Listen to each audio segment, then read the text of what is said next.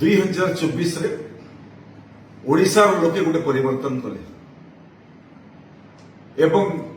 25 वर्ष धरिक ओडिशा को बुड़े रखि 5T जरिया शह शह कोटी टंकार ठिकादार एवं जंत्री माने लुट कर तार परिणति विजु जनता दल सरकार भोग कला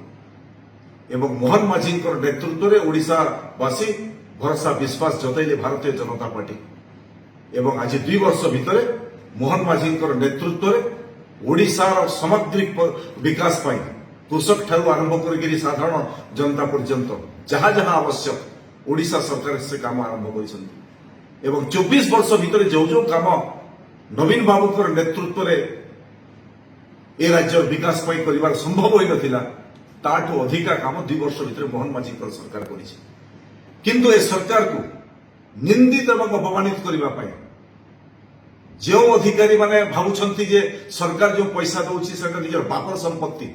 ठिकादार अधिकारी मिसिकी पर्याप्त पिसी खाइबे शह शह कोटी टंका लुट करिवे भारतीय जनता पार्टी मोहन माझी सरकार ताको बर्दाश्त करिवो नाही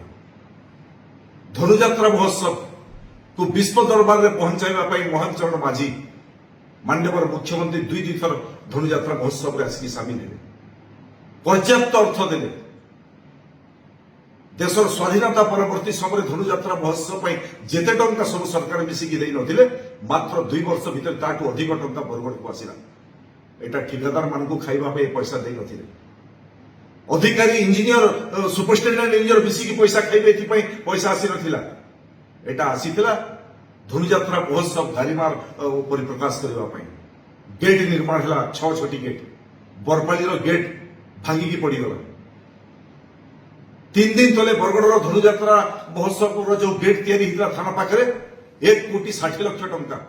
सामान्य धोखार उड़ी पड़ा 2 जन आहत होकर हस्पिटालाइज हेले मोहन माझी सरकार लोक सरकार को बदनाम करने जो अधिकारी माने पीसी काम कर लुट कर बर्दाश्त कर माननीय मुख्यमंत्री को चिठी लिखी जे घटना रे जो मैंने संपृक्त अच्छा जो मैंने मिसिकी पिसी भाग बंटा खाई राजकोष पैसा लुंठन कर एससी हूँ पीडब्ल्यूडी से ठिकादार हूँ एसटीओ हूँ एमान विरुद्ध में एफआईआर दर्ज होबार कथा एवं विजिलेंस जरिया तदंत बाकी समस्त बाकी काम भी 2 वर्ष भितर बरगड़ जिले में जो जो काम होती तार भी विजिलेंस तदंत होगा कथा ए सबू अधिकारी माने जो लुट्र प्रक्रिया बरगड़ आरंभ कर सरकार बर्दाश्त करिवो नाही लोकंक सरकार लोकंक पई अछि मु दाबी करूछि यार विधिवत विजिलेंस तदंत करबा सह संपृक्त अधिकारी एसी टू आरंभ कर जो माने संपृक्त अछंती तांको गिरफ्त करके जेल को पठांत माननीय मुख्यमंत्री।